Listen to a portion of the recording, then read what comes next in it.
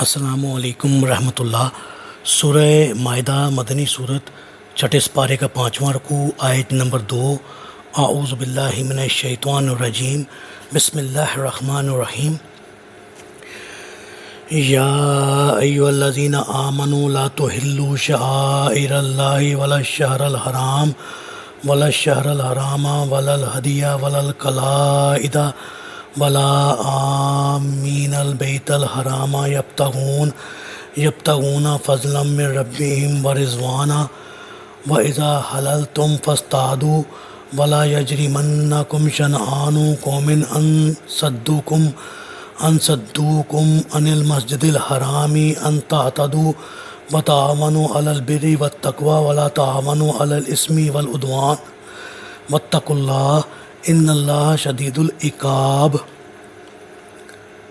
اے ایمان والو، اللہ کے شاعر کی بے حرمتی نہ کرو، نہ حرمت والے مہینے کی، نہ قربانی کی، اور نہ پٹے والے جانوروں کی، اور نہ ہی ان لوگوں کو تنگ کرو جو اپنے رب کی رضا اور اس کے فضل کی تلاش میں بیت اللہ کے حج کے قصد سے جا رہے ہوں، اور جب تم احرام کھول دو تو شکار کر سکتے ہو۔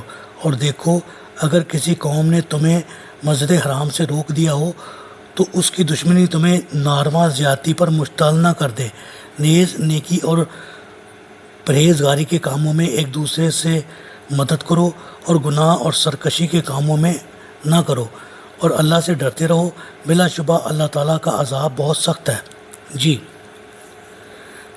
سیدنا ابو ہریرہ رضی اللہ تعالیٰ عنہ فرماتے ہیں کہ آپ صلی اللہ علیہ وآلہ وسلم نے ایک شخص کو دیکھا جو قربانی کا اونٹ ہانک کے جا رہا تھا۔ آپ نے فرمایا اس پر سوار ہو جا۔ وہ کہنے لگا یہ قربانی کا جانور ہے۔ آپ نے پھر فرمایا اس پر سوار ہو جا۔ اس نے پھر کہا یہ تو قربانی کا اونٹ ہے۔ پھر آپ صلی اللہ علیہ وآلہ وسلم نے دوسری یا تیسری بار اسے فرمایا تجھ پر افسوس، اس پر سوار ہو جا۔ اور مسلم میں یہ الفاظ زیادہ ہیں کہ آپ صلی اللہ علیہ وآلہ وسلم نے اسے فرمایا معروف طریقہ سے سوار ہو سکتے ہو، بشرط یہ کہ تم سوار ہونے پر مجبور ہو تاکہ تمہیں کوئی دوسری سواری مل جائے۔ احرام خود بھی شاعر اللہ میں سے ہے، لہٰذا اگر تم انہیں تنگ کرو گے تو شاعر اللہ کی توہین کے مرتکب ہوگے۔ اگرچہ یہاں امر کا صیغہ استعمال ہوا ہے اور امر عموماً وجوب کے لیے آتا ہے، لیکن یہاں یہ صیغہ اجازت اور رخصت کے معنوں میں ہے، یعنی جب تم احرام کھول دو تو شکار کر سکتے ہو، جیسا کہ ترجمے سے واضح ہے۔ اس کا یہ مطلب ہرگز نہیں کہ جب تم احرام کھولو تو ضرور شکار کرو یا کیا کرو۔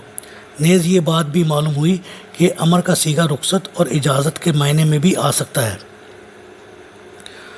کفار مکہ نے مسلمانوں کو حج و عمرہ اور طواف کعبہ سے روک دیا تھا، اور یہ رکاوٹ فتح مکہ تک بدستور قائم رہی، ما سوائے عمرہ قضا کے۔ پھر جب کافروں اور مسلمانوں میں کوئی جنگ چھڑتی تو کافر قبیلے کافروں ہی کا ساتھ دیتے تھے، اور حدیبیہ کے موقع پر ان تمام شاعر اللہ کی توہین کی تھی جن کا اس آیت میں ذکر ہوا ہے۔ انہوں نے بیت اللہ جانے کی راہ روکی، حرمت والے مہینے میں لڑائی پر آمادہ ہوئے، اور قربانی اور پٹے والے جانوروں کی مطلق پرواہ نہ کی۔ لہٰذا مسلمانوں کے دل میں یہ خیال آ سکتا تھا کہ جو کافر قبیلے قافلوں کی شکل میں حج و عمرہ کرنے جاتے ہیں اور مسلمانوں کے پاس سے گزرتے ہیں، وہ بھی مشتعل ہو کر ان کو حج اور عمرہ سے روک دیں اور ان کے مال و اسباب لوٹ لیں۔ اللہ تعالیٰ نے یہ آیت نازل فرمائی کہ ایسے خیالات سے بھی منع فرما دیا۔ ربط مضمون کے لحاظ سے تو اس جملے کا یہ مطلب ہے کہ جو کافر حج و عمرہ کو جاتے ہیں، اگرچہ وہ کافر اور مشرک ہیں، تاہم اس وقت وہ نیکی اور تقوی کا کام کرنے جا رہے ہیں، تو ان کی زندگی میں نیکی اور تقوی کا جو حصہ ہے اس میں تمہیں ان کی راہ روکنے کی بجائے ان سے تعاون کرنا چاہیے۔ تاہم اس آیت کا حکم عام ہے، یعنی کوئی مسلم ہو یا غیر مسلم، اگر وہ نیکی اور تقوی کا کام کرتا ہے تو تمہیں اس کا ساتھ دینا چاہیے، اور گناہ یا سرکشی کا کام خواہ کوئی مسلمان کر رہا ہو اس سے کسی قسم کا تعاون نہیں کرنا چاہیے۔ چنانچہ آپ صلی اللہ علیہ وآلہ وسلم کی بعثت سے پہلے کی بات ہے کہ اہل مکہ بری طرح قبائلی خانہ جنگی کی ضد میں آ گئے۔ لڑائیوں کے اس لامتناہی سلسلے نے سینکڑوں گھرانے برباد کر دیے تھے۔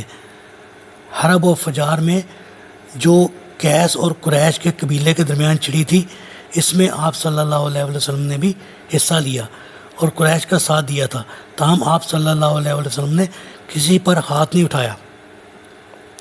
یہ لڑائی حرب فجار کے نام سے اس لیے موسوم ہوئی کہ یہ حرمت والے مہینوں میں بھی جاری رہی۔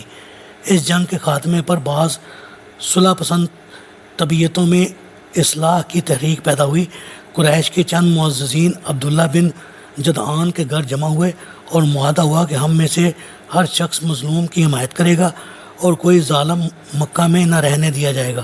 اس معاہدے کو حلف الفضول کہا جاتا ہے، اور اس کی وجہ تسمیہ یہ تھی کہ جن لوگوں کو ایسے معاہدے کا خیال آیا تھا ان کے نام میں فضل کا مادہ بطور قدر مشترک شامل تھا۔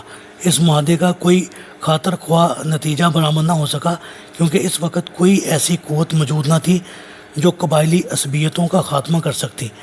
آپ صلی اللہ علیہ وسلم اپنے عہد نبوت میں فرمایا کرتے تھے کہ اگر اس معاہدہ کے مقابلے میں مجھے سرخ اونٹ بھی دیے جاتے تو میں نہ لیتا۔